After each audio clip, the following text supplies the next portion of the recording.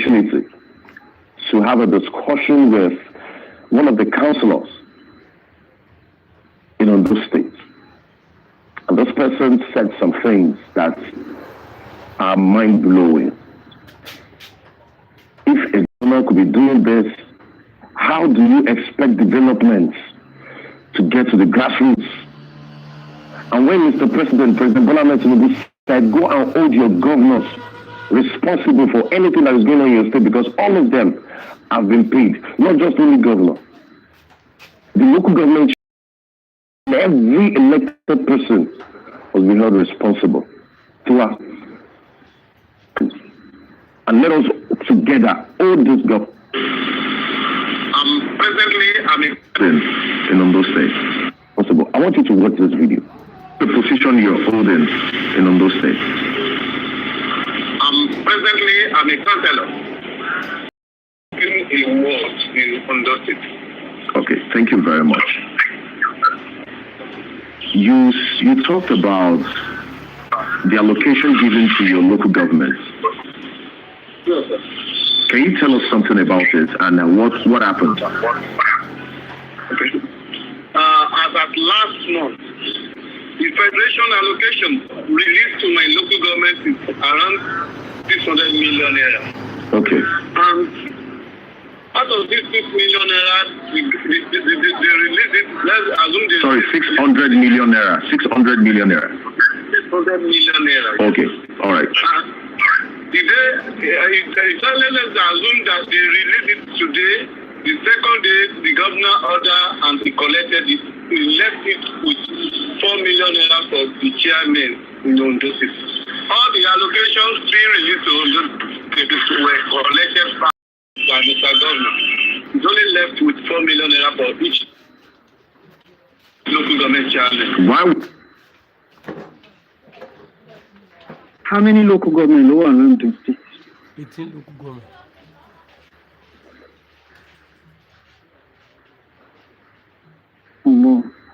Mo kí gbogbo ilé, mo kí àwọn ọmọ láti lógo. Ondo TV Yorùbá talk show náà kí gbogbo àwọn. local government. Ẹ káàárọ̀, ẹ káàsán, ẹ kú ọ̀lẹ́, ẹ káalẹ́ gẹ́gẹ́ bí àkókò tẹ́ bá tí wò wá tẹ́ tí ń gbọ́ wa. Ẹ̀yin olólùfẹ́ Ondo TV Yorùbá talk show mo kí gbogbo wa pé òkú ìpalẹ̀mọ́ o.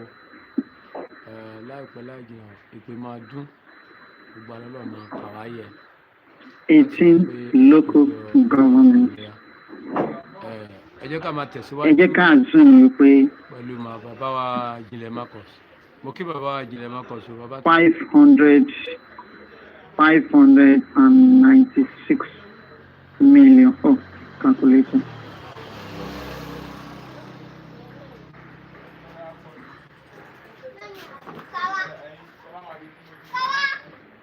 Calculator.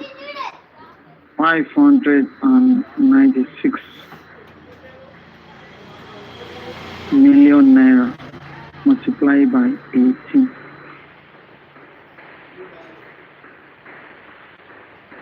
A fẹ́ kí gbogbo wa máa gbọ́ àwọn ọ̀bàyéjẹ́ èyí tí wọ́n pera wọn ní 10 billion.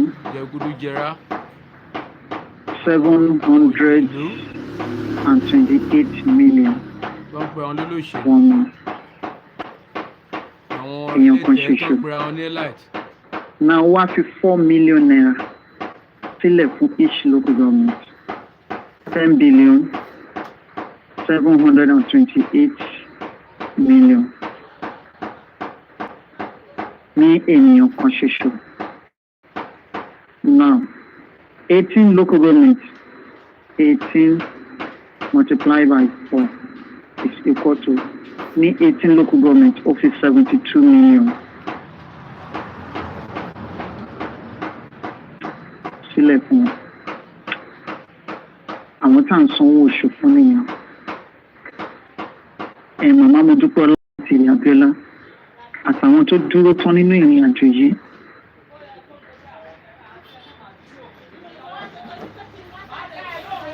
Bí bàbá wa ambassador at large, bàbá ọmọ Bọ́lá Jọláwálé Akínọlá Ọmọkọrẹ́, Yawa Modukola Onitiri Abdullah are not taking a dime, not a dime from 2022 account.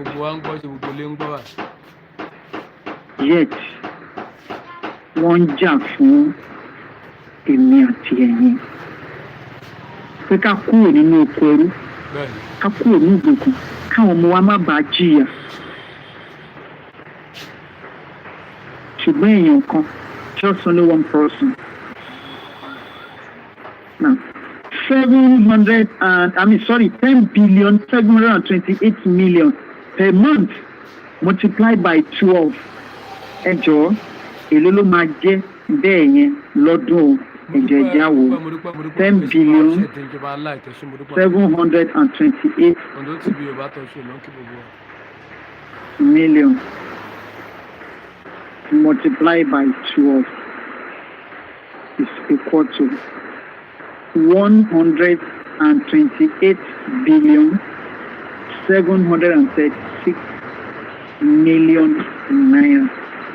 128 billion 736 million. Owó tó ń sọ yẹn kò ní ìtumọ̀ sí wọn mọ́ o. Ẹ̀yẹ́ owó tó yẹ kí èmi àti èmi. Even that money, even at that, owó yẹn ṣì kéré. 500 million ó kéré fún each local government per month. So ẹ jẹ́ ká ṣàtòkè, wọ́n ṣì lè manage it. Iná 34 million naira ṣe per month ní each local government. Tí ìwọ nìkan tó kó over 10 billion going to 11 billion naira ní cogelution. Almost 129 billion ní wọ́n wá ń kójẹ lọ́dún multiplied by 4. Ẹ̀mọ̀ tó jẹ́ yàtọ̀ sí àwọn owó míì tó jẹ́ allocation to state. The local government lórí local government nìkan ṣoṣo ni ẹ o. Àwọn yẹn pariwo wọn.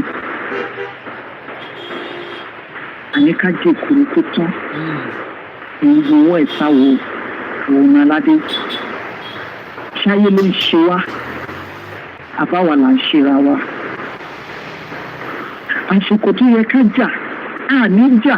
Nígbà tó bá wá lọ tó bá wá tó àsìkò tí consequence ìjà káàjà tó bá jáde àtúbọ̀tán ẹ̀, a máa wá bú àwọn kan, a máa portion blame sórí àwọn èèyàn kan pé lágbájá ni ò ṣeré, tàmẹ̀dò ni ò ṣeré, kí lèmi àti èmi ṣe àti èmi ṣáṣe.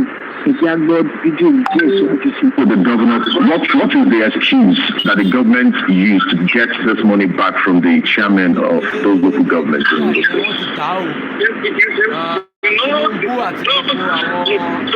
Government chairmen were handpicked by the government. He told them something that whatever we do or things we should abide. That is it. We have our agreement, but the government said he's using it to finance some projects. What project? What project is the governor financing by the money we lose to the local government in those states? What project? That is the headache we are having right now in those states.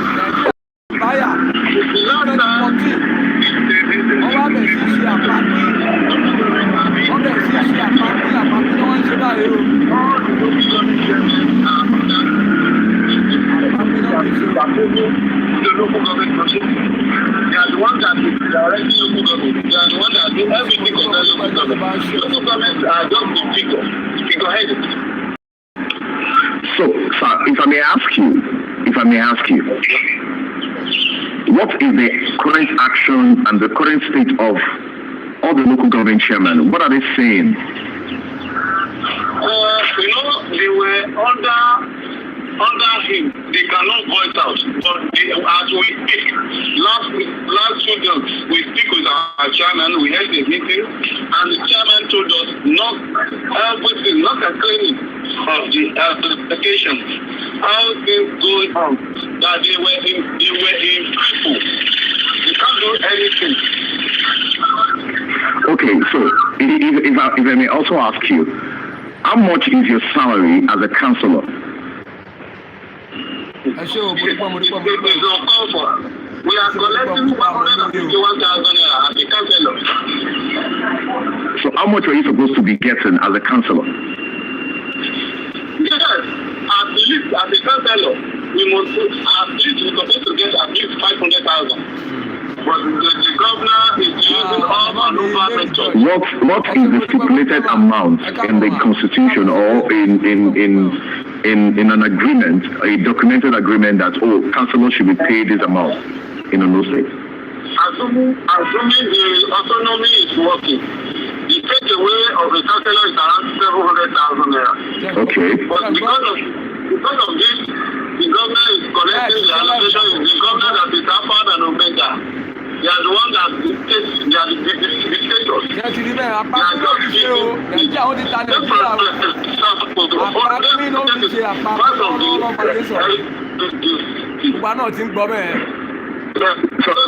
Sorry, can you please? Sorry. Hold on, sir. Can you please? Excuse me, sir. Hold on, please. Can you please take that again, because it seems the network is, scrambling. So I would like you to take what you just said just now. I'd like you to say it again. Okay. Yes, sir. Please go ahead. I said, don't take it part of the NDDC. So just in the part, it's part of the NDDC. We are collecting 100. Okay. Okay. Lagos State is paying 446,000 naira to a councillor.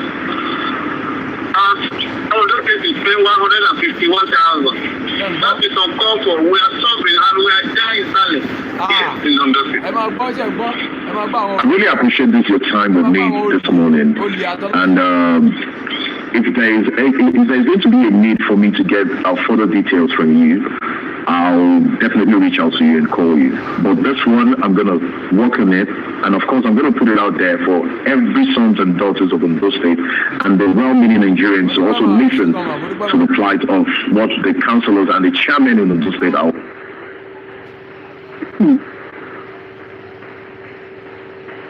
Lára àwọn nǹkan tí yẹ kí a well-meaning nationalist cooking against him, we will never see them doing that. Ìyàwó Amódúpọ̀lá onítìrìn àgbàlá tí wọ́n ní pé apárò kan ní gàjù kan lọ. Ìfún àti tó bá borí èdè, a máa fi gèrè bọ́. Ẹ sọ̀rọ̀ nípa ẹ̀.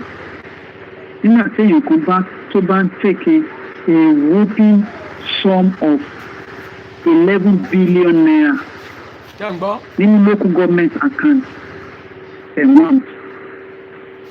11 billion naira. 11 billion naira ṣe ń gbọ́ gbogbo àwọn àtàrẹ population tó wà ń bí.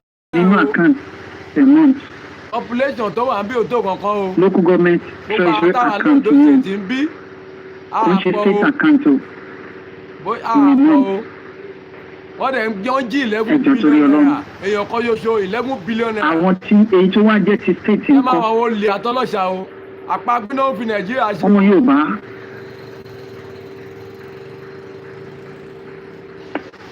àsìkò ti tó fún wa láti dìde to defend ourselves. bẹ́ẹ̀ni. kò sẹ́ni tó lè defend wa o. ẹ gbọ́. ìyàwó Amódúpọ̀lá onítìrìn abẹ́lá sanipa àti wọn wọ́n ti ṣe àṣeyọrí. màmá ti takuntakun ni màmá. tí ò sí ẹnikẹ́ni tó lè dá wọn lọ́wọ́ kọ́ àwọn kan sọ so that àwa náà lè ní ipa pàtàkì táwa náà kó nínú ìrìn àjò yìí. èmi àti ẹ̀yin à lè sa ipá tiwa torí tó bá dọjọ́ iwájú iṣẹ́ wo ló ṣe iṣẹ́ báyìí ni mo ṣe pẹ̀lú ẹ̀rí àrídájú.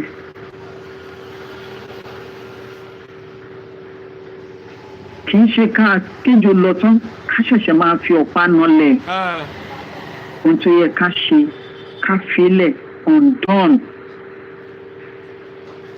kí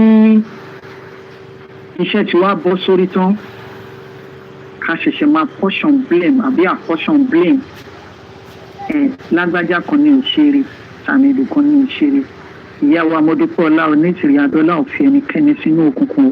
bẹ́ẹ̀ni Màmá dáadáa. Ẹni tó fẹ́ fira ẹ̀ sínú òkùnkùn ló fira ẹ̀ sínú òkùnkùn. Màmá tó ṣe fi ọkàn náà màmá. Ìyá àgọ́ adúláwọ̀. Torí wọ́n ní Ìyá ìwé bí ewúrẹ́ bá ń ṣe bí ewúrẹ́, ó yẹ kágùntàn máa ṣe bí àgùntàn. Bẹ́ẹ̀ni. Táwọn méjì bá jọ rìn, téèyàn kan bá ń ṣe bí ewúrẹ́, torí àlàáfíà kí àlàáfíà lè jọba, kẹ́ ẹ lè tètè débi tẹ́ ń lọ. Ẹnì kejì kó máa ṣe bí àgùntàn. Ṣé ń gbọ́? Tó bá ìyẹn ò sọ pé kò gbọ́ wọn ní ká dọ̀bálẹ̀ fún aràrá, òní ká má ga jù lọ tá a bá dìde. Tá a bá dọ̀bálẹ̀ fún aràrá kò ní a má ga jù lọ tá a bá dìde o. Ṣùgbọ́n Ọlọ́run ò ní jẹ́ láéláé. Orí mi ò ní bìrù, òpó onínàga àsùnta. Mo dúpẹ́ o bẹ́ẹ̀ ṣe ń bá wa ṣe bẹ́ẹ̀ ṣe bá. Ọkọ ń ṣe bí olórí, ìyàwó ń ṣe bí olórí. A ló fẹ́ tẹríba. Kò sí o. Fún ẹnìkan.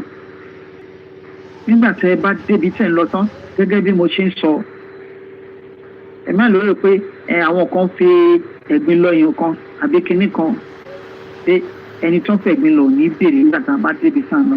Nígbà yẹn a ti wà láàrin ara wa, yes, a ti wà láàrin ọmọ Yorùbá.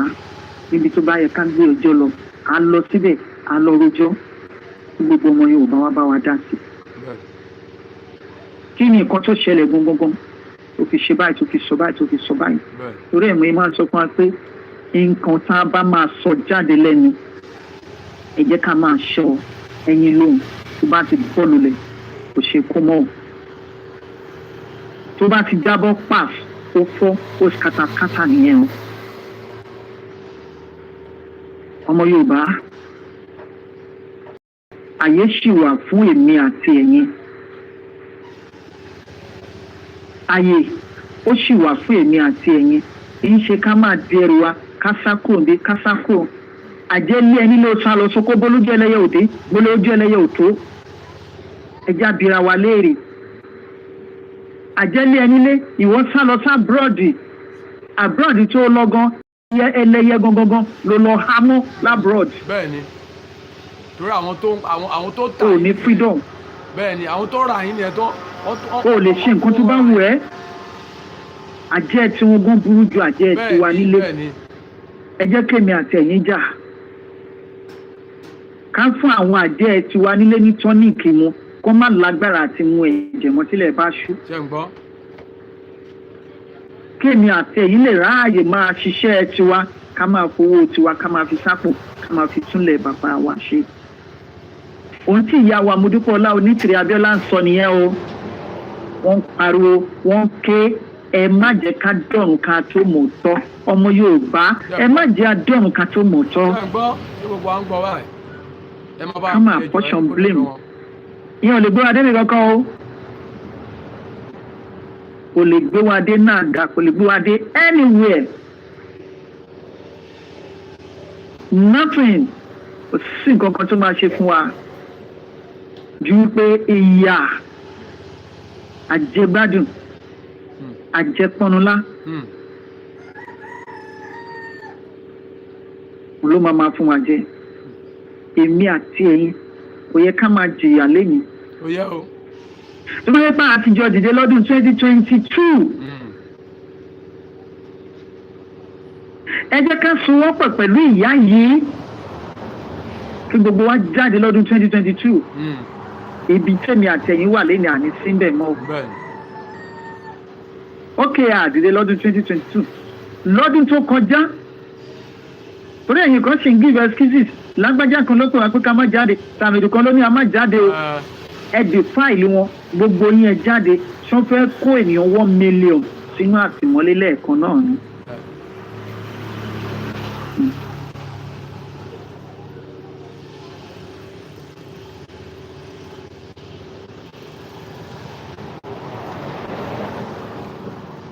Bàbá mi. Màládé, àsìkò ti tó fún èmi àti ẹ̀yin. Ẹ jọ̀ọ́. Ohun tó ṣẹlẹ̀ ní Old Ọ̀yọ́ Empire ṣì máa tún ṣẹlẹ̀ tó máa wọ́ọ̀sì délé lọ o. Ẹ̀yin tí ẹ wà ní Old Ọ̀yọ́ Empire tá à ń sọ fún yín. Lára ẹ̀yin tí ẹ wà ní Old Ọ̀yọ́ Empire. Mo mọ nǹkan tí lára yín ṣe ní 2023 nígbà tá a jáde. ó ní pé ẹ̀ ń bá lágbájá kan jà bẹ́ẹ̀ ń já bátà mi dùjà ẹ fún gbogbo ẹ̀ ká inú mi dùn pé lára yín láwọn agbègbè ibi tẹ̀yìn ti wá ìṣẹ̀lẹ̀ yìí ṣẹlẹ̀ ibẹ̀ ni ìṣẹ̀lẹ̀ yìí ti ṣẹlẹ̀ gbogbo yín dákẹ́ ìsìn ẹ mórí mọ̀ ẹ jẹ́ ká kúkú scatter everything ká kúkú dá gbogbo ẹ̀rú mo mọṣẹ́ tẹ́ ẹ ṣe o.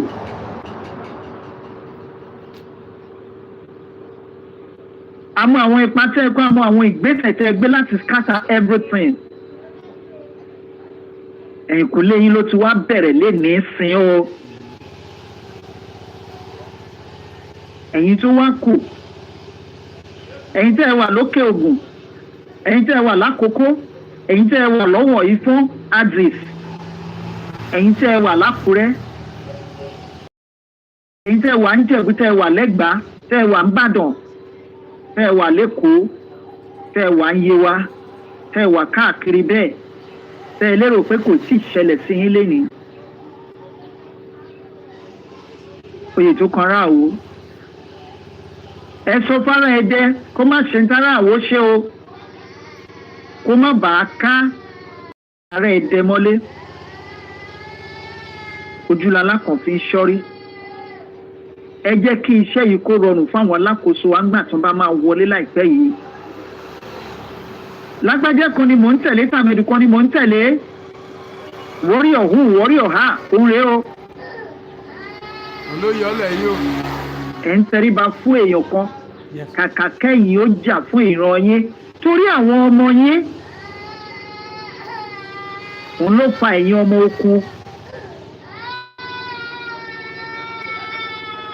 tẹ́yìn pé Sunday overrated pé kó máa bọ̀ ẹ̀yìn invitation rẹ̀ nígbà tó ṣáyé lẹ́yìn sẹ́yìn ọ̀sá ẹni tẹ́yìn ń gbé gẹ̀gẹ̀gẹ̀ nìyẹn o ìyá wa Modúpẹ́ Ọlá Onítìrí ò gbà $1 lọ́wọ́ ẹnikẹ́ni o sọ pé ẹ máa fún mi lówó oṣù lóṣooṣù o kò ní ẹ fún mi lówó oúnjẹ ẹni yìí gan lẹ́yìn sọ di ọ̀tá yín o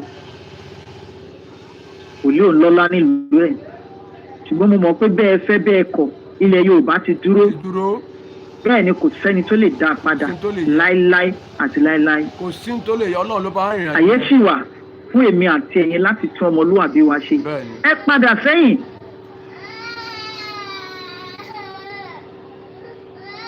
bàbá mi. mi sọ pé kò ń ṣẹlẹ̀ Yorùbá ilé tí ọmọ Yorùbá. ẹ ṣe bàbá mi. Listen up, my people. The winds of change are blowing across this land, and they don't whisper, they roar. For too long we've been blinded by the sweet talk of so-called leaders who wear masks of unity, but are only out to serve foreign interests. Now the curtain has been pulled back. The truth stands naked, raw, and unapologetic in the face of our struggle. Look at the so-called president of Nigeria, Bola Ahmed Tinubu. This man is nothing but a symbol of everything that has chained us to the ground.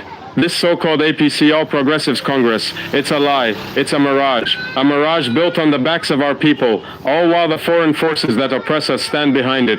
The strings. They promised us change, they promised us progress, they promised us unity. Where are we now? Where is the prosperity they promised? Where is the freedom? Where is the sovereignty we fought for through generations? No. What we're seeing is the failure of a system that never had us in mind. What we're seeing is the rotting carcass of a party that was never about progress, but about keeping us shackled to the whims of foreign powers. Do you see it? The lies, the deceit, the empty rhetoric that fills the airwaves while our country burns. This APC has failed to deliver on its promises because its foundation is built on treachery. These leaders have sold their souls to the highest bidder, betraying the very people they swore to serve. Every action, every policy, every step they take is dictated not by the will of the people, but by the hands of those who exploit us, those who care nothing for our future, but everything for their pockets. Now let me tell you something. There are those among us who refuse to accept this exploitation. There are those who will no longer sit idly by and let the system destroy what's left of us. What it means to stand up, to rise against the oppressors, and to fight for the freedom of our people. These men and women understand what the so-called leaders have forgotten. The true power lies in the hands of the people. Power doesn't rest in the hands of the elite, those who sit in their ivory towers and speak in languages of deceit and betrayal. The power is in the hands of the masses, the farmers, the workers, the everyday men and women who fight for survival every single day. There are those who are showing us that it is possible to take back what is ours. They are proving that it's not too late to reclaim our sovereignty, to put an end to this madness, and to expose the corruption that's rotting our system. The APC under Tinubu has failed us. This is the truth. Their policies have failed. Their leadership has failed. Their vision has failed. They don't serve us. They serve only the interests of those who oppress us. But we are not doomed. This is not the end. This is not the time to sink into despair. No, this is the time to rise. Rise with the fire of justice in your hearts. Rise with the strength of those who have been oppressed for far too long. We must unite across borders, across tribes, across religions, because the enemy we face is not one of our own making. The true enemy is the foreign powers that exploit us, the corrupt elites who sell out our future, and the traitors within our own ranks who dare to betray the people. Now I ask you, what will you do? Will you stay silent while your children are sold into a future of debt and despair? Will you sit back as the very soil of our land is plundered by those who have no respect for our people, our culture, or our sovereignty? I say no. It's time for action. It's time to rise up and demand the justice we deserve. It's time to expose the failures of Tinubu and his APC, and to reclaim our destiny. We stand at the crossroads of a new era. An era where we don't beg for crumbs from the table of our oppressors, but where we demand the full plate that is rightfully ours. The time for change is now. Let the revolution begin. Let the voices of the people roar louder than ever before, until the world knows we will no longer be silent, we will no longer be oppressed, and we will never again allow ourselves to be betrayed. The future belongs to us. The revolution is unstoppable. Let it burn, let it blaze, let it cleanse this land of all those who stand in the way of our freedom. And this, my people, is just the beginning. The All Progressives Congress, APC, under the leadership of Bola Ahmed Tinubu, is nothing but a well-crafted illusion, a facade designed to give the appearance of progress while serving the interests of foreign powers and corrupt elites. The very foundation of this party is built on broken promises, empty rhetoric, and a betrayal of the Nigerian people. For years, they've paraded themselves as the agents of change, promising to unite the nation, end corruption, and elevate Nigeria to new heights of prosperity. Yet, when you peel back the layers, what you see is a system designed not to uplift the people, but to continue the exploitation of the nation's wealth and resources by foreign entities and internal power brokers. When Tinubu took the helm of this party, we were told that the APC would bring something different, a break from the failures of past administrations, a party that would prioritize the welfare of the Nigerian people above all else. But where is the change? Where is the progress? What we've witnessed instead is a government that has sold out its own people while enriching a few at the expense of the many. Take a moment to consider the state of the nation today. Despite promises of economic prosperity, we are deeper in debt, with the country's resources being drained by foreign creditors and multinational corporations. The supposed growth we've been promised is a mirage that only benefits the rich and powerful, while the average Nigerian struggles to make ends meet. The policies of the APC, instead of fostering self-sufficiency and true development, have left the people more vulnerable than ever to the whims of foreign interests. They have neglected to invest in vital sectors like agriculture, healthcare, and education, sectors that could empower the people and help them break free from the shackles of poverty. The so-called unity promised by Tinubu and the APC has been nothing but a lie. Unity under their leadership is a facade, a cover for deepening divisions, manipulation, and betrayal. What we've seen instead is a country torn apart by increasing tribal tensions, religious conflicts, and regional disparities. The APC has failed to unite the people because deep down, they never had unity in mind. The unity they speak of is one where the elites and foreign interests dominate, while the masses are left to fight amongst themselves, distracted by empty promises and hollow slogans. The APC's so-called reforms have been nothing more than a smokescreen to cover up their true intentions. They have allowed themselves to be bought by powerful international corporations, foreign governments, and corrupt elites who have no interest in the well-being of Nigerians. Instead of focusing on empowering local industries, creating jobs for our youth, and improving the living standards of the people, the APC has been busy selling out Nigeria's resources and securing deals that benefit the few at the expense of the many. This is not a government of the people, by the people, or for the people. It is a government of the elites, for the elites, and with the support of foreign powers who seek to continue exploiting Nigeria for their own gain. The progress they claim is nothing but an illusion, a smokescreen to keep the people complacent while they loot the nation's wealth. The unity they promise is a lie designed to keep us divided, distracted, and weak. The APC has failed, and its leaders have failed us. They have failed to deliver on their promises, and they have failed to serve the people. It is time for the people to wake up, to see the mirage for what it is, and to rise against a system that has betrayed us. The fight for true progress, unity and sovereignty begins now without the APC, without their lies, and without their foreign masters. The time to reclaim our future is now. And the first step is to recognize the truth behind the illusion.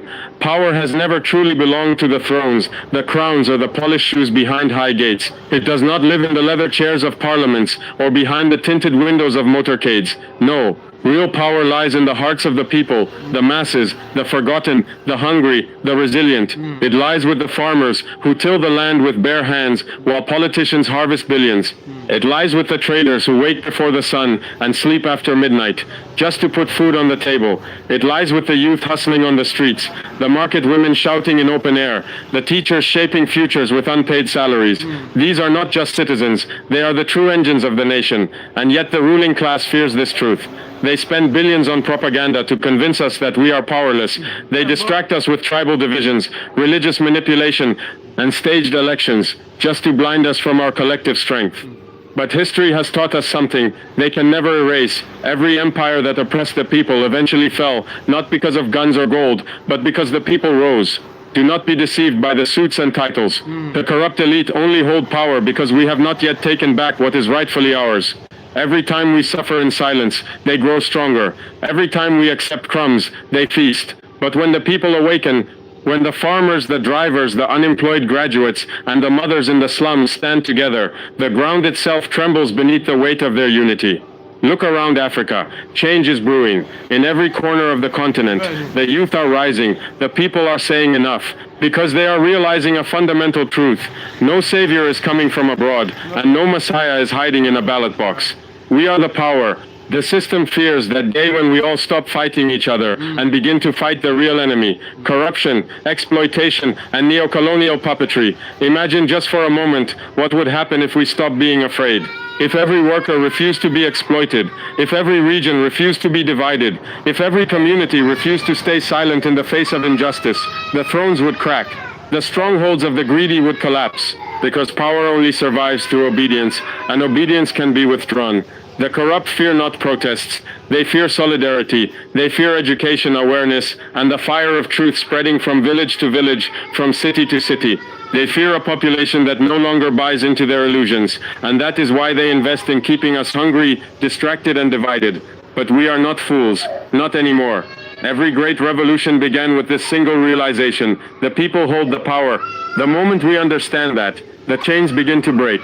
The moment we stand together, the walls of this corrupt system begin to fall. So let the elites mock, let the cowards doubt, let them hold their meetings in high places. The real movement, the one that will shake the foundations of this continent, will not begin in boardrooms. It will begin in the streets, in the farms, in the ghettos, in the classrooms, in the mouths of brave men and women who dare to speak, dare to rise, and dare to fight. Because we are the power, and when we act like it, nothing on this earth can stop us. The time has come. Let us speak plainly, without fear, without compromise. Tinubu and the APC are not working for the people. They were never meant to. This government was not built to serve the hungry, the tired, or the oppressed. It was built to protect the wealth of the elite, to guard the profits of foreign corporations, and to keep the Nigerian people on their knees, begging for the basic necessities of life in a land overflowing with riches. We were promised transformation. We were promised security, jobs, unity, and national pride. But what have we received in return? Suffering, hunger, silence, betrayal. Under Tinubu's APC, Nigeria has become a playground for foreign interests. Policies are not made in the interest of the Nigerian people. They are designed in boardrooms abroad, dictated by the World Bank, IMF, and multinational vultures who see Africa not as a continent of people, but as a field of profit. Is it not clear now? Every decision this government makes, every policy they push, is calculated not to uplift you, but to keep you docile, dependent, and distracted. They remove fuel subsidies, but not to save the economy. They do it to open the door to foreign oil giants and local cronies. They float the naira, not to stabilize the economy, but to create chaos they can exploit. They preach austerity to the poor, while building billion naira projects that benefit only the rich. What about the youth? What about the graduates roaming the streets with no jobs, no hope, and no voice? What about the families who sleep in darkness every night while power contracts worth trillions are signed and swallowed? What about the farmers displaced by insecurity while generals and politicians share contracts for weapons that never arrive? This is not governance, it is robbery wrapped in political packaging. And Tinubu, he is no savior. He is a master of political theater, a merchant of alliances, a man who rose not on principle but on manipulation. His allegiance is not to the Nigerian people, but to the economic overlords who ensured his rise and now expect their payback with interest. Under his watch, the country is being auctioned piece by piece, law by law, policy by policy.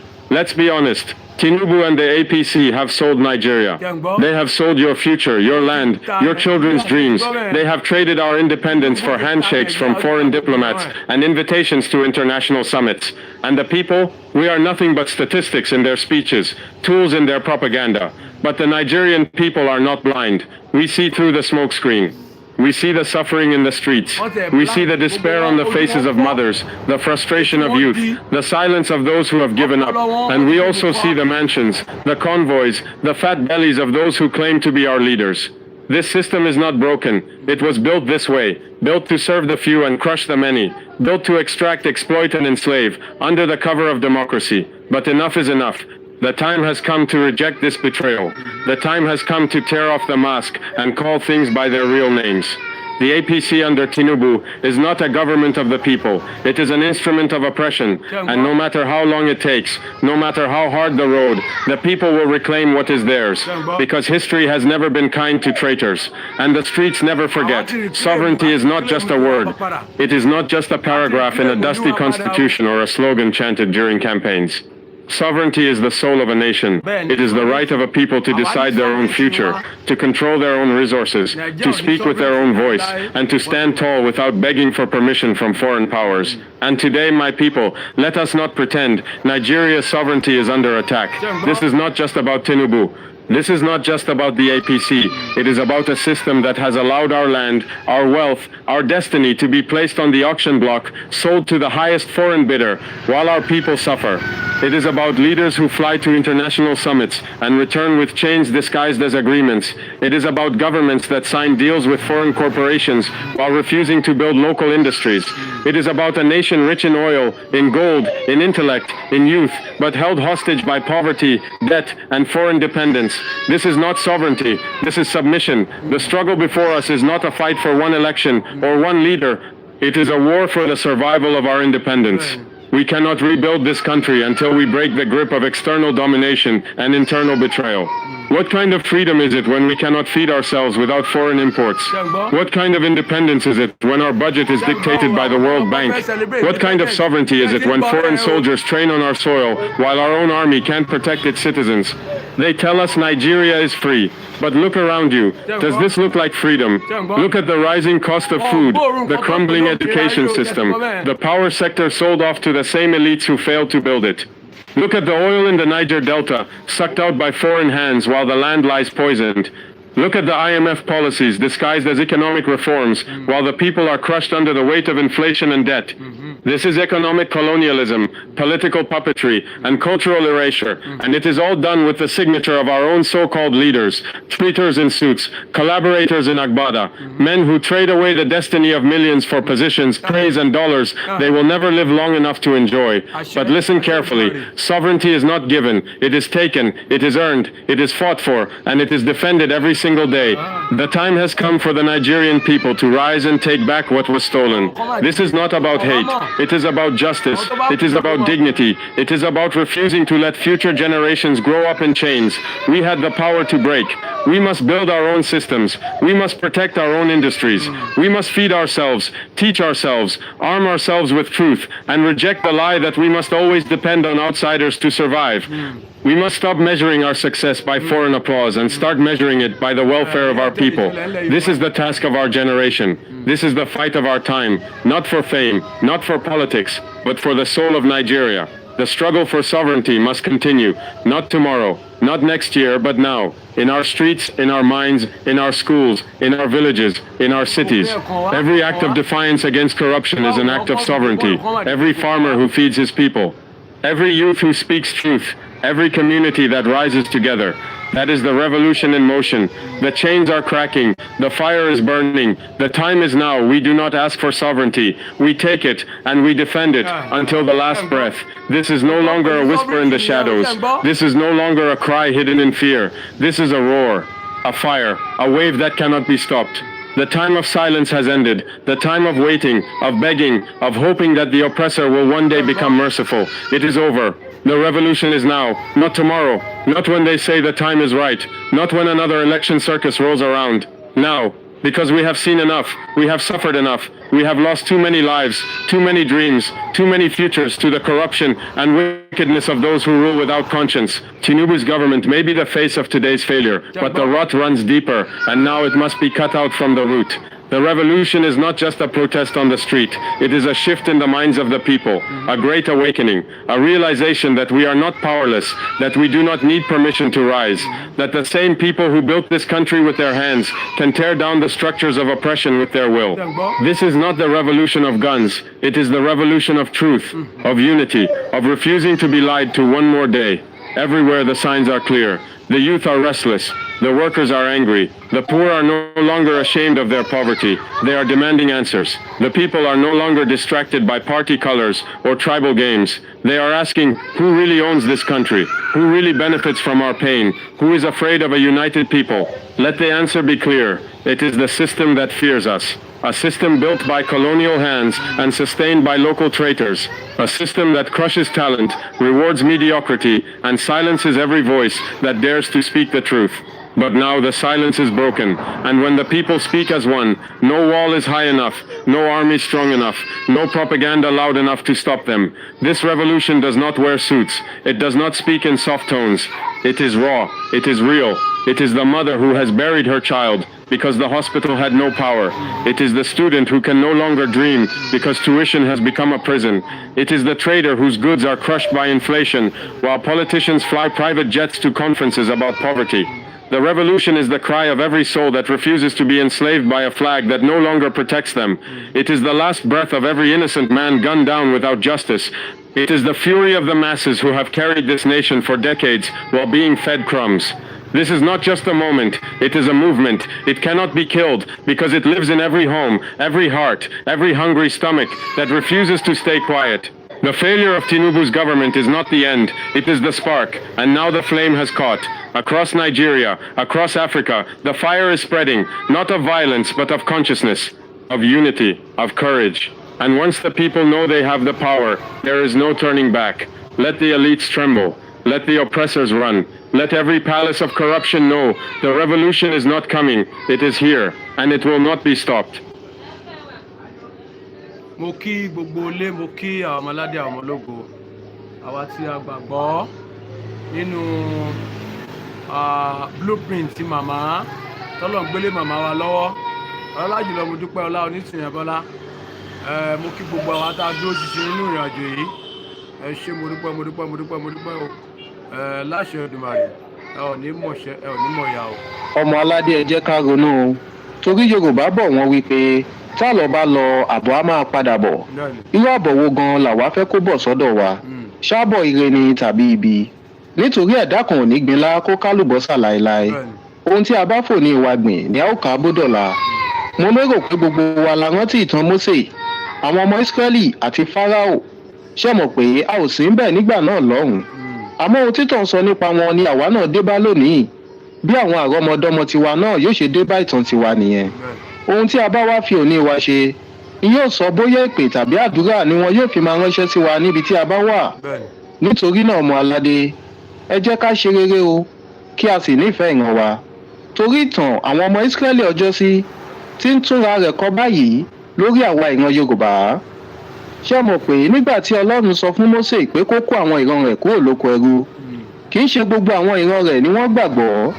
Àwọn kan takò ó, bí àwọn ọmọ àlè ilẹ̀ Yorùbá bíi àwọn ọ̀bàyéjẹ́ tí wọ́n pera wọn lọ́ba, àwọn ọ̀jẹ̀lú tí wọ́n pera wọn ní olóṣèlú, àwọn àgbà òṣì afẹ́nifẹ́bi tí wọ́n pera wọn ní afẹ́nifẹ́re, àti àwọn pòfẹ́sọ̀ rádaràda náà ṣe ń takò òmìnira ọmọ aládé lónìí. Ṣé wá rí àwọn ọmọ Ísírẹ́lì tó kó ẹrú ti yí lórí?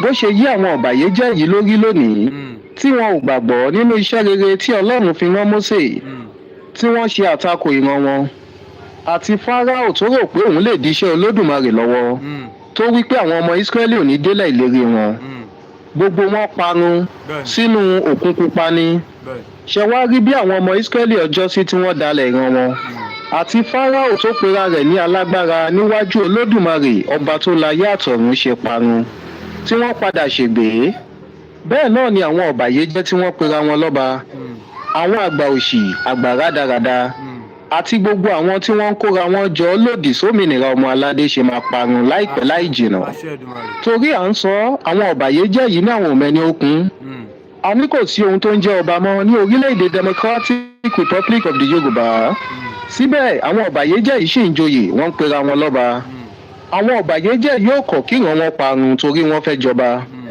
ìyà ń jẹ ìran yín lójú yín ẹ dákẹ́ bí olúndùn ẹ ò sọ̀rọ̀ ẹ̀yin tẹ́ ẹ̀ bá lé nǹkan kan tẹ́ ń pera yín lọ́ba ṣọ́ba lẹ́yìn yìí àbí òbílẹ̀ jẹ́ ṣèbí bí àwọn baba ńlá yín tí wọ́n pera wọn lọ́ba lọ́jọ́sí náà ṣe nìyí tí wọ́n tan ọmọ aládé lẹ́rú àwọn ògo ọjọ́ iwájú wọn fún àwọn amúnisìn torí jígí ọmọ aládé mo lérò pé ẹ̀ ń bá mi ká lọ ṣe rí ibi tí àwọn ọba ilẹ̀ Yorùbá yìí ya ọ̀dájú dé àwọn ni wọ́n ta ẹrú jù ní gbogbo àgbáyé kódà nígbà tí amúnisìn sọ pé òwò ẹrú tó gẹ́ àwọn ọba wèrè yìí ò gbọ́ o wọ́n sì ń ṣòwò ẹrú lọ ni ìdí nìyí tí amúnisìn ò fi gbágbára fún wọn torí wọ́n mọ̀ pé àwọn tí wọ́n lè dájú ìran wọn tó yìí tí àwọn bá gbé agbára fún wọn àwọn eléyìí máa ba ayé ìran wọn jẹ́ kanlẹ̀ ni ìwà ìbìkítà tí àwọn baba ńlá wọn hù lọ́jọ́sí ní àwọn wèrè tí wọ́n pera wọn lọ́ba nílẹ̀ Yorùbá lónìí náà fẹ́ ra wọlé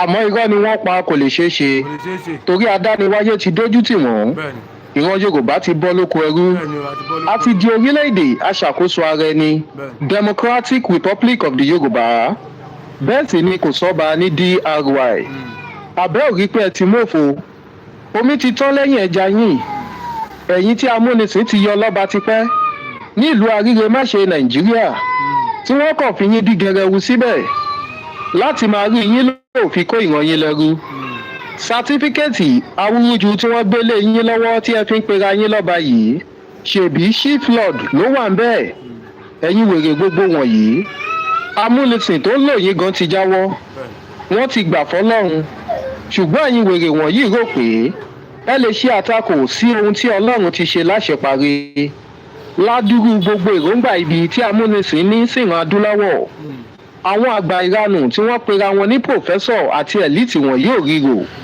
nígbà tó jẹ́ wípé àwọn ni wọ́n ń ṣe onígbọ̀wọ́ fún wọn lára wọn náà ni Lumumba tó jáde lẹ́nu ọjọ́ mẹ́ta yìí tó ń pa ìtànkítàn kiri àwọn àgbà òṣì àgbà rádaràda ẹrú amúnisìn ọmọ aládé àbẹ́ òrí nǹkan kí ènìyàn tí Ọlọ́run dá Bill Gates máa sọ gbangba wípé àwọn fẹ́ dín iye ènìyàn tó tó bílíọ̀nù 3 kù lágbàáyé pàápàá jùlọ láfíríkà bẹ́ẹ̀ ni pé òun ló dá wọn láì ṣe adìyẹ tàbí ẹran àbẹ́ẹ̀ máa gbọ́rọ̀ burúkú lẹ́nu aṣiwèrè yìí àwọn àgbààgbà áfíríkà tí wọ́n pera wọn ní pòfẹ́sọ̀ àti ẹ̀líìtì wọ̀nyí sì lajú wọn lẹ̀ wọ́n wò wọn bí apanilẹ́kún Bill Gates ṣe ń gbé àwọn ìgbésẹ̀ ibi rẹ̀ látàrí àwọn ohun tó lè ṣe ìpalára fún ìṣẹ̀mí ọmọ ènìyàn tó ń kó wọlé sí áfíríkà bí ògùn oúnjẹ àti irúgbìn GMO títí kan ọ̀rá ìdáàbòbò tí àwọn ọkùnrin ń lò láti má lè bímọ àti bẹ́ẹ̀ bẹ́ẹ̀ lọ àwọn àgbàyà yìí sì rí gbogbo nǹkan wọ̀nyí wọ́n ṣe bẹ́ẹ̀ ni pé àwọn ò rí débi pé tí Bill Gates bá wá sí ìlú Ajíríyà tí wọ́n ń pè ní Nàìjíríà ọ́fíìsì Dangote tó wà nínú ilé ìjọba àpapọ̀ l'Àbújá ló máa dé sí. báwo ni ẹni tó pera rẹ̀ ní businessman ṣe máa ní ọ́fíìsì nílé ìjọba tí kò bá ṣe pé wọ́n jọ ń ṣiṣẹ́ papọ̀ ni. àwọn ọ̀bàyéjẹ́ yìí dẹ̀ mọ̀ pé Dangote ni àwọn amúnisìn ń lò láti máa fi ṣiṣẹ́ ibi wọn ní ìlú Ajíríyà torí gbogbo nǹkan tí Dangote ń ṣe nílẹ̀ Yorùbá lónìí amúnisìn ló rán kó lọ ṣe àwọn ni wọ́n ń lò ó wọ́n rí àwọn tí wọ́n pera wọn ní pòfẹ́sọ̀ yìí nílẹ̀ o wọn ò gbàgbára fún wọn Fúlàní ni wọ́n gbé agbára fún àwọn ọ̀bàyéjẹ́ àti àwọn pòfẹ́sọ̀ yìí rí gbogbo yẹn o wọn ò sọ̀rọ̀ ipò ọba ni wọ́n ń lé káàkiri torí ohun tí wọ́n fẹ́ jẹ lónìí wọ́n kórìíra ìran wọn ò kọ̀ kí ìran wọn parun ọmọ aládé àbẹ́ ò rí pé orí ló yọ wá ọpẹ́lọpẹ́ olódùmarè lára wa torí òun ló ṣíjú àánú rẹ̀ wò wá tí kò jẹ́ kí èròǹgbà àwọn amúnisìn wá sí ìmúṣẹ lórí wa ìdí nìyí tó fi yẹ kí a máa dúpẹ́ lọ́wọ́ adániwáyé nígbà gbogbo fún oore títí ayé tó ṣe fún àwa ìran Yorùbá yìí.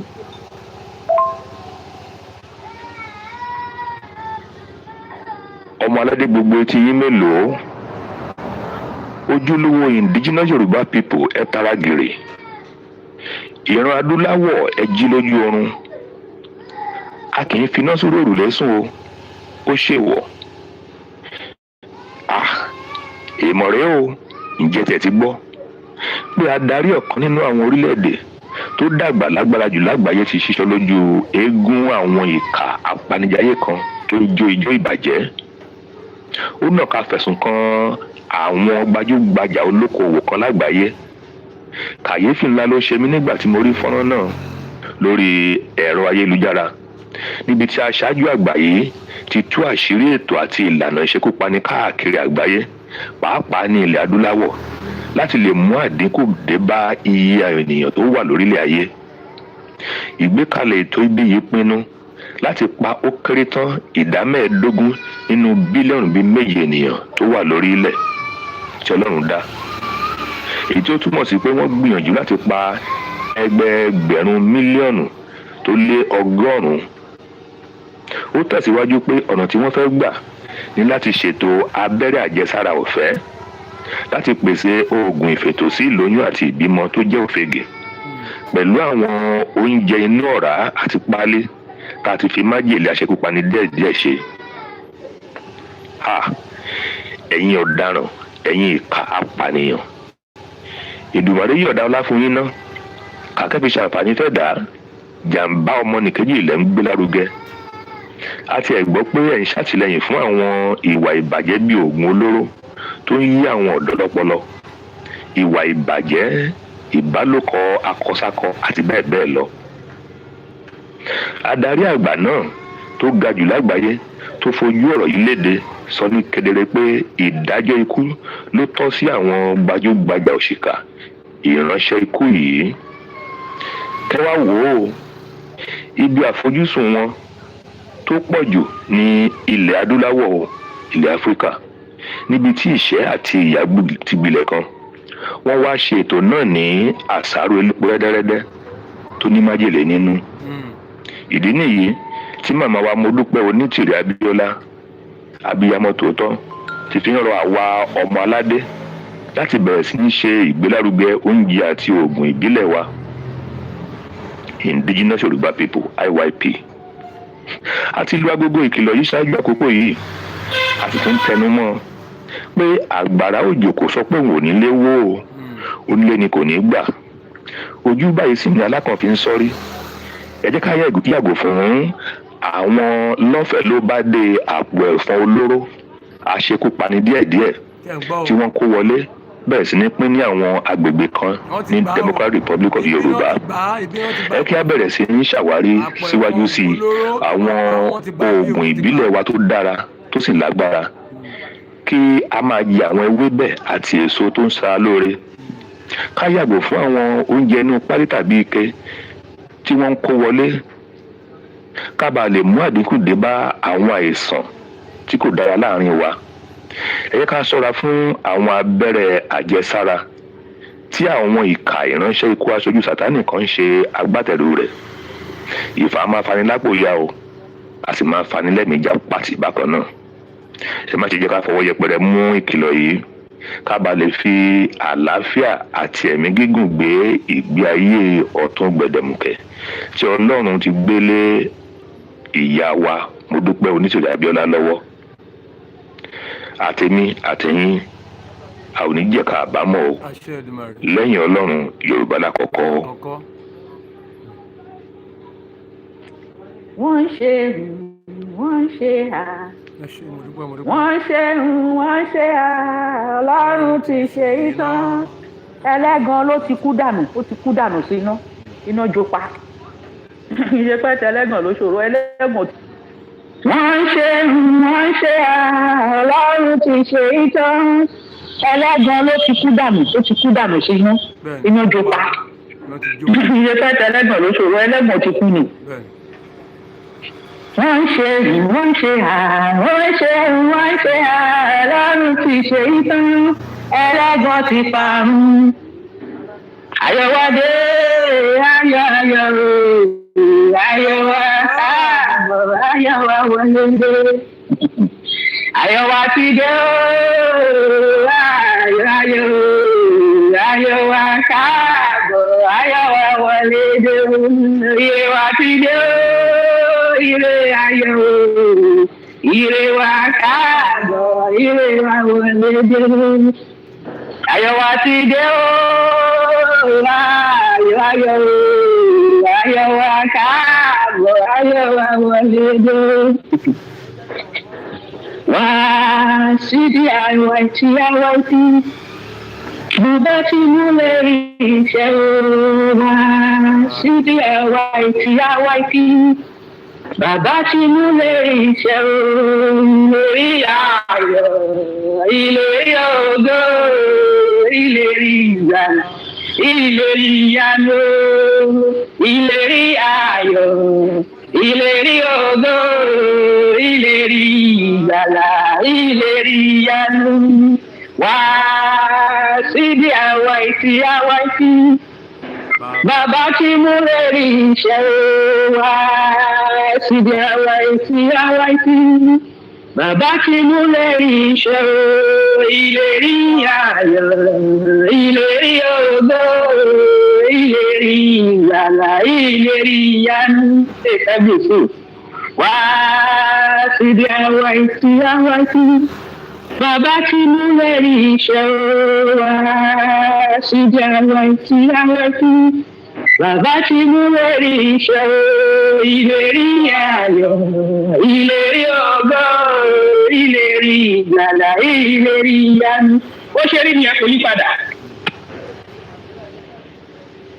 màmá wa mo dúpẹ́ Onítìrí Abíọ́lá ti sọ fún àjọ àgbáyé bí kò ṣe tọ̀nà fún orílẹ̀-èdè kankan lágbàáyé láti ní ìbáṣepọ̀ pẹ̀lú Nàìjíríà tí kì í ṣe orílẹ̀-èdè ṣùgbọ́n tí ó jẹ́ àkójọpọ̀ àwọn amúnisìn tí wọ́n fi ọ̀nà ìrú ọ̀nà awúrúju gbé kalẹ̀ fún àǹfààní ara wọn. Màmá wa mo dúpẹ́ Onítìrí Abíọ́lá sọ̀rọ̀ yìí nínú iṣẹ́ ìkíní kú oríire tí wọn kọ ránṣẹ́ lórúkọ gbogbo ọmọ ìbílẹ̀ Yorùbá Democratic Republic of the Yorùbá DRY sí àjọ àgbáyé níbi ìpàdé wọn lọ́dọọdún ọlọ́gọ́rin irú ẹ̀ tó ń lọ lọ́wọ́lọ́wọ́ èyí tí wọ́n kọ ní ọjọ́ 23 oṣù Ọ̀wẹ̀wẹ̀ 2025. Màmá wa mo dúpẹ́ Onítìrí Abíọ́lá wá pàkíyèsí àjọ àgbáyé sí àwọn àléébù àìdọ́gba tó wà nínú ìgbékalẹ̀ ìpìlẹ̀ àjọ náà èyí tí ó ń pè fún ìgbésẹ̀ ìgboyà ní gidi láti ṣe àtúnṣe sí àwọn àìdọ́gba tó wà nínú ìpìlẹ̀ ọ̀hún.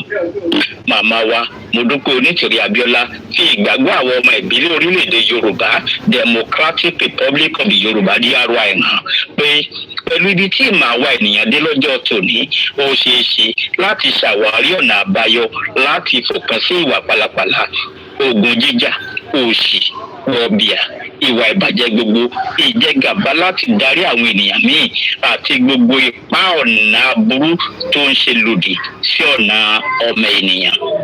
Màmá wa mo dúpẹ́ Onítìrí Abíọ́lá wá rọ àjọ àgbáyé láti wà ní ìdúróṣinṣin lórí àwọn ìlérí wọn fún àwọn ọmọ ìbílẹ̀ káàkiri àgbáyé kí wọ́n sì ṣe ìrànwọ́ ìgbésẹ̀ ojúkojú lórí àwọn ìlérí wọn yìí. Ìròyìn yìí wá láti orílẹ̀-èdè Democratic Republic of the Yorùbá DRY. Gbogbo ọmọ aládé Yorùbá bọ̀ wọ́n ní ogun àwítẹ́lẹ̀ kì í parọ́. Arọ tó bá gbọ́n ní o à ń fìgbà gbogbo pariwo à ń ké tantan pé láìpẹ́ àwọn alákòóso orílẹ̀-èdè Yorùbá Democratic Republic of the Yorùbá DRY wọn yóò wọ oríkò iléeṣẹ́ nílùú Ìbàdàn láti bẹ̀rẹ̀ iṣẹ́ lónìí sàn-án pé kọ́mọ aládé ó máa gbáradì ọ̀pọ̀lọpọ̀ ní òkọ̀bẹ ara sóhun tá à ń sọ dípò kí wọ́n pa kíkí mọ́lẹ̀ kí wọ́n máa ronú àgbékalẹ̀ ohun tí wọ́n fẹ́ gbé ṣe lórílẹ̀‐èdè tuntun ti Democratic Republic of the Yorùbá DRY àwọn ọ̀tá wọn ọ̀tá ìran ni wọ́n ń sátọ̀ lẹ́yìn abẹ́rẹ́ nǹkan bẹ́ẹ̀ wọ́n mú òtítọ́ ọ̀rọ̀ pé iṣẹ́ pọ̀ nílẹ̀ fáwọn ọmọ aládé dípò ṣe alágbàṣe tí kò tó nǹkan ṣé òpópónà alálòpẹ́ lẹ́yìn mọ̀ nípa ẹ̀ dáadáa ẹ ṣàgbékalẹ̀ ètò yín kẹ́ ẹ gbáradì fún ṣé ìmọ̀ ìṣègùn òyìnbó létí yín tàbí tìbílẹ̀ ẹ bẹ̀rẹ̀ sí ní ṣe iṣẹ́ ìwádìí ìjìnlẹ̀ lórí ẹ̀ ẹ̀yin tó ń fi gègé dára ńkọ́ fídíò editing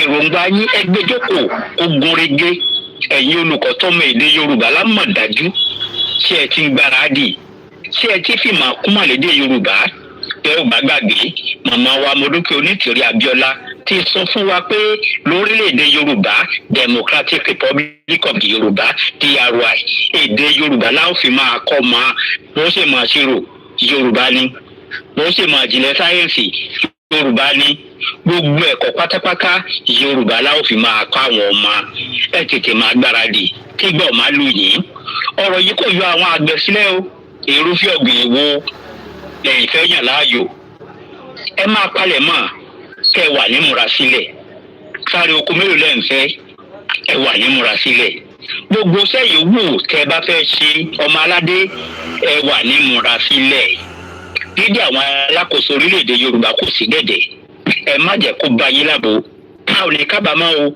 ìbùkún ni fún orílẹ̀-èdè mi Democratic Republic of the Yorùbá DRY lẹ́yìn Ọlọ́run Olódùmarè Yorùbá lákọ̀ọ́kọ́.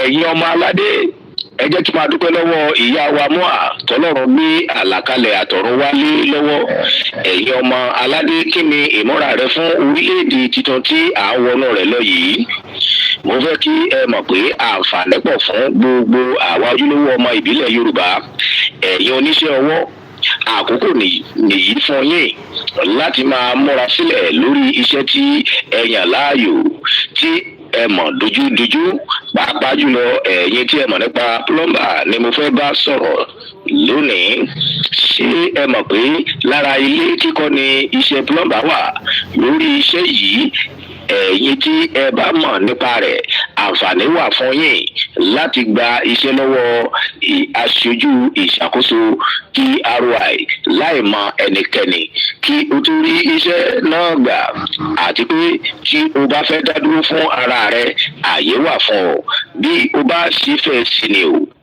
ohun tí mo fẹ́ ká lọ mọ̀ ni pé ẹ lọ gbéradì ẹ má jáde oyè tọ́mọ̀sí aláìgbàgbọ́ Yorùbá ní ẹni yára lògóńgbè ẹni bá kọ́kọ́ forúkọ rẹ̀ sílẹ̀ ní aṣojú ìṣàkóso Democratic Republic of Yorùbá máa kọ́kọ́ pè láti gbé iṣẹ́ fún kódà tí o ò bá lówó lọ́wọ́ àǹfààní ẹ̀yáwó wà fún ọ láti fi gbé iṣẹ́ rẹ lárugẹ ìrọ̀rùn ló bá dé ẹ máa gbéradì ẹ má dúró di ìgbà tí èrò máa pọ̀ lójú òpó ìbùkún ni fún orílẹ̀-èdè mi Democratic Republic of the Yorùbá lẹ́yìn Ọlọ́run Olódùmarè Yorùbá lákọ̀ọ́kọ́. ẹ̀ta ló wá kù sí dẹ̀dẹ̀ ọjọ́ aláyọ̀ dọ̀la ọmọ aládé gbogbo bí a ti ń gbáradì fún ìṣàkóso tuntun tó wọlé dé ní Democratic Republic of the Yorùbá ẹ jẹ́ ká palẹ̀ ọkàn wa mọ́ láti gbé àwọn àṣà ilẹ̀ wa lárugẹ àwọn àṣà tó dára ṣùgbọ́n tí àwọn òyìnbó amúnisìn ti fi ọgbọ́n àlùmọ̀kọ́rọ́ yí ọgbọ́n yìí ní lọ́pọ̀lọpọ̀ gbà kúrò lọ́wọ́ wa là ń wí wọ́n gba àkàrà lọ́wọ́ wa wọ́n gbé òkúta lé wa lọ́wọ́ ṣùgbọ́n náà ti ṣe o nípa dídá ìgbà padà fún àwa indigenous Yorùbá people gẹ́gẹ́ bí àlàkalẹ̀ tó ti ó gbé lé màmá wa Modúpẹ́ Onítìrí Abíọ́lá lọ́wọ́ ẹ kí n sáré tẹnu bà méjì nínú àwọn àṣà náà irun dídì tàbí irun kíkó ọ̀nà tó pọ̀ tó dára ní ìran ọmọ aládé gbà ń dirun tí ó sì máa ń gbé ẹwà àwọn obìnrin wa jáde dáradára tí ó sì wúni lórí àwọn irun tó dùn wò tó mú ọkọ dìbò láyà dùbúlẹ̀ ayọ̀ àwọn irun tó ń lé ìbínú dànù tàbí sọ̀bínú dẹ̀rín lára ọkọ yàtọ̀ sí àwọn irun àgbélẹ̀rọ àlòkù òyìnbó tó gbòde wa kan yàtọ̀ sí àwọn irun tá à ń dé sórí bíi fìlà tàtẹ́kùn ìgbélọ lórí alùpùpù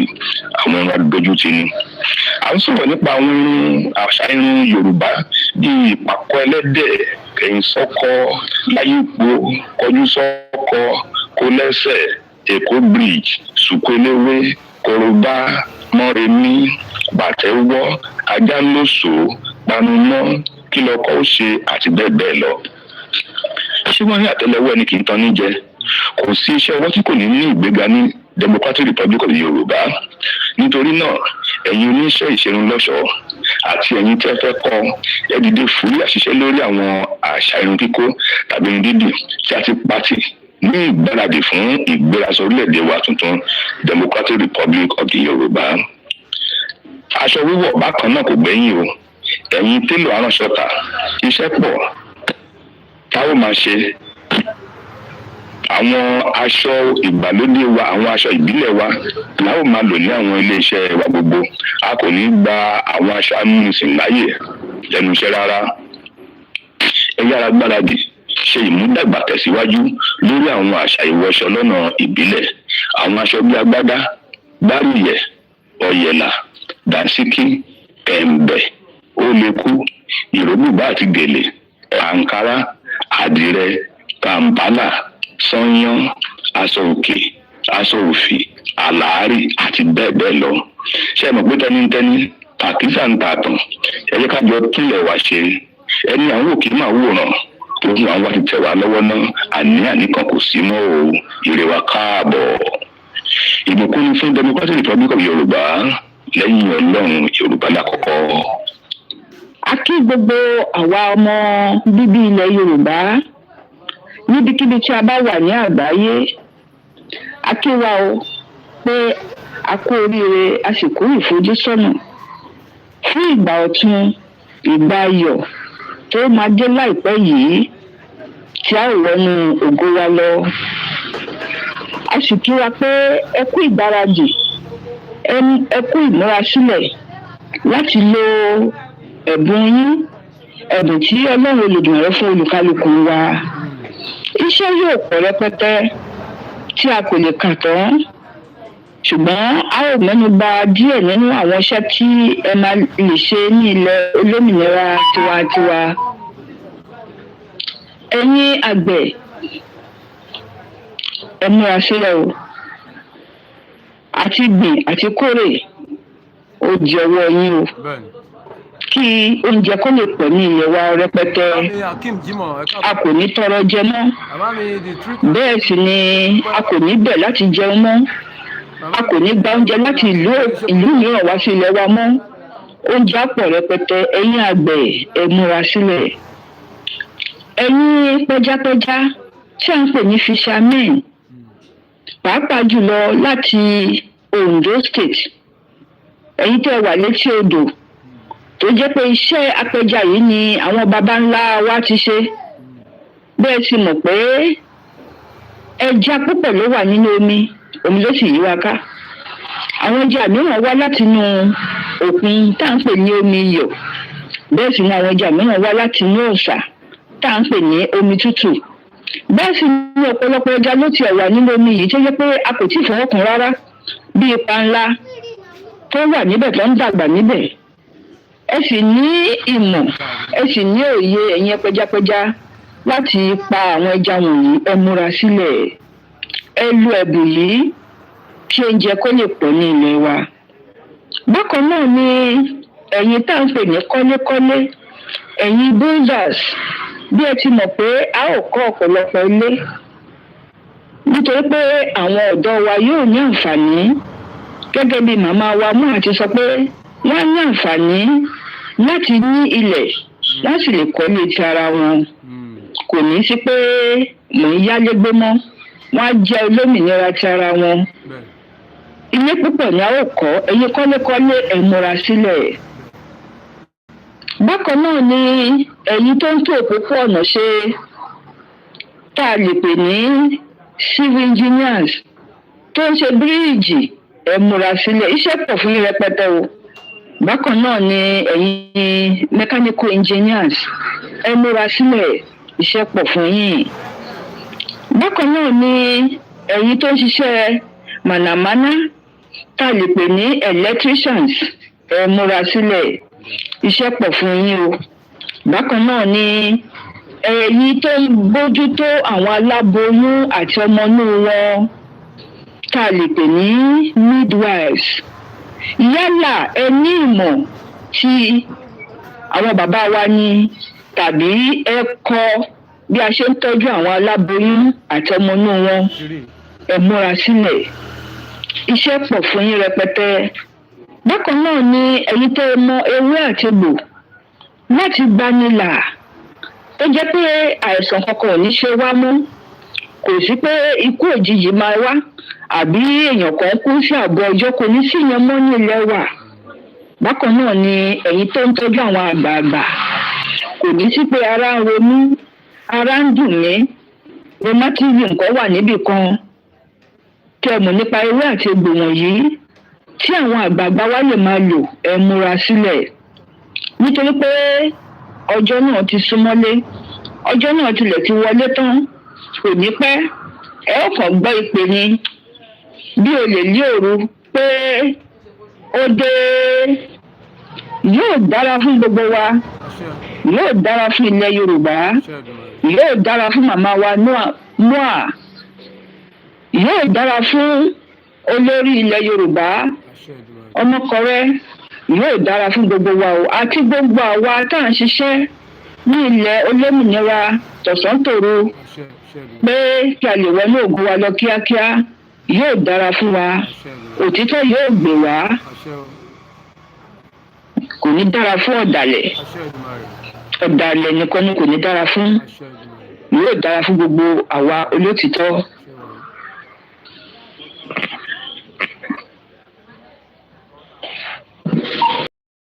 Kí a múra sílẹ̀ nítorí pé láìpẹ́ láì jìnnà tí àwọn alákòóso wa yóò wọ orúkọ iléeṣẹ́ ìṣàkóso wọn ní orígun mẹ́rẹ̀ẹ̀rin orílẹ̀-èdè Democratic Republic of Yorùbá, iṣẹ́ yóò bẹ̀rẹ̀ lọ́lọ́kan òjọ̀kan. Bẹ́ẹ̀ sì ni kò ní sí àyè fún ọ̀lẹ tàbí ìmẹ́lẹ́ ní orílẹ̀-èdè DRY. Àwa ọ̀dọ́ àti èwe àti àgbà, ẹ jẹ́ kí a múra sílẹ̀ nítorí pé àkókò oríire wa ti wọlé dé, àkókò ìṣerere wa ti dé, àkókò tí a ó fi ògo wa hàn ayé rí ló ti bẹ̀rẹ̀ sí farahàn báyìí, yóò sì farahàn ní orílẹ̀-èdè DRY. Gẹ́gẹ́ bí mọ̀mọ́ wa Modúpẹ́ọlá Onítìrí Abíọ́lá ṣe sọ fún wa wípé àwa ọ̀dọ́ ológo ni wá, ọlọ́lá ni wá. Ní gẹ́gẹ́ bí àlàkalẹ̀ rere tí Olódùmarè sì gbélé mọ̀mọ́ wa Modúpẹ́ọlá Onítìrí Abíọ́lá lọ́wọ́, àwọn àǹfààní lọ́lọ́kan ọ̀jọ̀kan ló kún inú àlàkalẹ̀ yìí. Nínú rẹ̀ ni ilé ẹ̀kọ́ ọ̀fẹ́ láti alákọ̀ọ́bẹ̀rẹ̀ títí dé ìkẹ́kọ̀ọ́ gboyè àkọ́kọ́ yunifásítì fún ojúlówó ọmọ ìbílẹ̀ Yorùbá ọ̀fẹ́ ni. Bákan náà ni ilé ìwòsàn ọ̀fẹ́ ni gẹ́gẹ́ bí ojúlówó ọmọ ìbílẹ̀ Yorùbá. Ojúlówó ọmọ ìbílẹ̀ Yorùbá ní ẹ̀tọ́ láti yá owó ní orílẹ̀-èdè Democratic Republic of Yorùbá láì sí èlé rárá. Ara àwọn àǹfààní tó wà ní orílẹ̀-èdè DRY nìyí. Bákan náà, iná mọ̀nàmọ́ná yóò wà ní orílẹ̀-èdè DRY àti ọ̀nà tí ó dára tí ó yọ̀ gerege pẹ̀lú ààbò tó dájú ní ibikíbi. Bẹ́ẹ̀ sì ni ẹ̀rọ ayàwòrán yóò wà ní ibikíbi. Kò ní sí olè, bẹ́ẹ̀ ni kò ní sí à ń jínigbé tàbí à ń jínipa ní orílẹ̀-èdè DRY. Ẹ jẹ́ kí gbogbo wa fi ọkàn balẹ̀ torí wípé Ọlọ́run Olódùmarè ló ní dédé ìgbà yìí ni, dédé àkókò yìí ni. Ọlọ́run Olódùmarè ló ṣe é, kì í ṣe ènìyàn. Bẹ́ẹ̀ sì ni ògo wa yóò farahàn, gbogbo àgbáyé yóò sì mọ̀ wípé lóòótọ́ ọmọ aládé ni wá, ọmọ ọlọ́lá ni wá. Gbogbo àwọn ọ̀dọ́, ọwọ́ wa ló kù sí. Ẹ jẹ́ kí a ṣiṣẹ́ papọ̀ pẹ̀lú àwọn alákòóso wa kí a rí dájú wípé orílẹ̀-èdè wa ó tètè gòkè àgbà ní àgbáyé, tí gbogbo àgbáyé yóò sì bẹ̀rẹ̀ sí wá máa wò wípé lóòótọ́ ọmọ aládé ni àwọn ọmọ orílẹ̀-èdè DRY. Ìbùkún ni fún orílẹ̀-èdè mi. Olómìnira tiwantiwa ti Yorùbá, Democratic Republic of Yorùbá DRY. Lẹ́yìn Ọlọ́run Olódùmarè, Yorùbá ni àkọ́kọ́. Ọ̀pọ̀ jù àwọn tí wọ́n pera wọn ní pòfẹ́sọ̀ àti elite nílẹ̀ adúláwọ̀ Áfíríkà lónìí ni wọn ò mọ nǹkan kan. ohun tí àwọn amúnisìn bá fọn sínú fèrè wọn ní fèrè wọn máa fọn jáde torí ẹrú amúnisìn ni wọ́n jẹ́. Ẹ bá rí wọn tí wọ́n ń sọ òyìnbó bí ọ̀pọ̀ ẹ̀rẹ̀, ẹ rò wípé àwọn gangan ni Olódùmarè ṣẹ̀dá òyìnbó fún ni. Ṣùgbọ́n kí wọ́n sọ èdè tiwọn ó di ìṣòro. Èdè elédè ni wọ́n máa fi halẹ̀ káàkiri. Pẹ̀lú gbogbo ìmọ̀ tí wọ́n sọ pé àwọn níyìí, àwọn òmùgọ̀ wọ̀nyí ò mọ ìtumọ̀ ohun tó ń pè ní orílẹ̀-èdè. Tí ẹ bá rí wọn tó ń sọ̀rọ̀, ẹ ó ṣèbí nǹkan gidi ló ń sọ ni. Àmọ́ irọ́ lásán lohun tó ń jáde nígboro ẹnu wọn. Fún àpẹẹrẹ, Akin Danidání tó pera rẹ̀ ní Lumumba tó ń pa ìtànkítàn tó ń pe Nàìjíríà ní orílẹ̀-èdè. Àbẹ́ ẹ̀ máa gbọ́rọ̀ yẹ̀yẹ́ lẹ́nu alákọ̀rí yìí.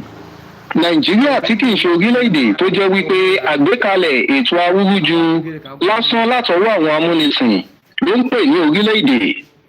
Pábánbárí rẹ̀ wá ní pípè tó pe orílẹ̀-èdè ológo ìmọ́lẹ̀ gbogbo Áfíríkà Democratic Republic of the Yorùbá mọ́ Nàìjíríà. Ọmọ aládé àbẹ́ẹ̀rí nǹkan. Ṣé tó bá jẹ́ pé Lumumba yìí jẹ́ ohun tó ń pera rẹ̀ lóòótọ́ tí kìí ṣe ẹrú amúnisìn, kò ní fi rọ́bò òtítọ́ mọ́lẹ̀ nípa ìtànkítàn tó ń pa. Torí ó mọ̀ pé orílẹ̀-èdè Democratic Republic of the Yorùbá ò sí lára ètò awúrúju àwọn amúnisìn tí wọ́n ń pè ní Nàìjíríà mọ́, àti pé Nàìjíríà kìí ṣe orílẹ̀-èdè, kò sì lè jẹ́ orílẹ̀-èdè láéláé. Ṣùgbọ́n iṣẹ́ tí àwọn amúnisìn rán ló ń jẹ́ torí ẹrú amúnisìn ni. Àwítán wọ́n ń pera wọn ní Pan-Africa, ẹgbẹ́ tí amúnisìn dálẹ̀. Wọ́n ń sọ òyìnbó, wọ́n ń pera wọn ní Pan-Africa. Èdè tí wọ́n wà bẹ́ẹ̀ wọn ò lè sọ. Àfòyìnbó ṣá bí aláfiṣe. Tẹ bá ti wo àgbáyé lónìí, ẹ ó rí i pé èdè oníkálukú ni oníkálukú ń sọ. China ń sọ èdè tirẹ̀. Àwọn Àràbù ń sọ èdè tiwọn. Àwọn akínyẹ̀yẹ́ yìí ò rí gbogbo eléyìí jà fún. Àfèdélédè ṣá. Ṣé Pan-Africa làwọn eléyìí àbí pan-colonialist? Pẹ̀lú gbogbo pòfẹ́sọ̀ àti elite tí wọ́n pera wọn látijọ́ yìí, àwọn òmùgọ̀ yóò sì tó gbé ohun tó jẹ́ ti Áfíríkà jáde. Àfi ohun tí amúnisìn bá gbélé wọn lọ́wọ́ ni wọ́n máa lè ṣan mọ́. Bẹ́ẹ̀ ni pé nǹkan pàtàkì ló ń sọ. Ẹ wò ó gbogbo ẹ̀yin àgbà yẹ̀yẹ́ wọ̀nyí, ìgbà yín ti kọjá. Ẹ fi Áfíríkà lọ́rùn sílẹ̀. Àwọn ọ̀dọ́ ló ní àsìkò yìí. Àwọn ọ̀dọ́ Áfíríkà sì ti dìde. Torí náà kẹ́ wá bí wọ́ sí. Ọmọ aládé wọn tún ti ń bọ̀ àwọn ọ̀tá orílẹ̀-èdè Yorùbá wọn tún ti ń bọ̀ ẹ̀jẹ̀ àfúrà o abẹ́ ẹ̀gbọ́rọ̀ òpònú lẹ́nu ọmọ ìran apààyàn Àtíkù Abubakar ni mo fẹ́ sọ̀rọ̀ ẹ̀ tó lóun yóò dáàbò bo ìfẹ́ àwọn Yorùbá tí wọ́n bá dìbò fún kóńdà rẹ̀ abẹ́ ẹ̀gbọ́rọ̀ lẹ́nu òsínwó èèyàn èsì ọ̀rọ̀ rẹ̀ rí o Àtíkù ó kúkú gbọ́ Yorùbá dáadáa Yorùbá yé ọ yékéyéké àwọn ọmọ Yorùbá ọmọ onílẹ̀ IYP ló ń kí ọ nílò gidigidi pé láàyè rẹ ó kò gbọ́dọ̀ gbé ẹnu lé ọ̀rọ̀ Yorùbá máa jẹ́ kí eléyìí jẹ́ àsọmọ bí bẹ́ẹ̀ kọ́ ó kàn dé nínú iyọ̀ ẹni tó bá má ti kó Abubakar kó kìlọ̀ fún gidigidi bó tilẹ̀ jẹ́ pé ààrẹ ní Adamawa tó ń pè ní ìpínlẹ̀ rẹ̀ nínú àkójọpọ̀ amúnisìn tí wọ́n sọ ní Nàìjíríà ipa rere ìwo gan-an ló kó ní ìgbésí ayé àwọn ènìyàn ibẹ̀ ṣebí nítorí jẹnẹrétọ̀ tó ń ṣòwò ẹ̀ ni kò jẹ́ kí náà Nàìjíríà ò dáa dòní olónìí ṣé bó tiẹ̀ ti ṣe gbákejì ààrẹ ìlú ọ̀hún rí kí ni dàdàrà rẹ̀ dà nígbà náà lọ́rùn Àtíkù ògọ̀ gan-an ni bí kò bá rí bẹ́ẹ̀ ṣé o ti dáàbò bo ẹbí tiẹ̀ náà kó o tó máa sọ̀rọ̀ ààbò ìran míì bọ́rọ̀ kò bá yí ọ tẹ̀ tí kò gbọ́ ọ̀rọ̀ sì yé ọ o pé Yorùbá kò sí lára Nàìjíríà mọ́ ó ti dorílẹ̀-èdè aṣàkóso ara ẹni lọ́ọ́ mọ̀ bẹ́ẹ̀.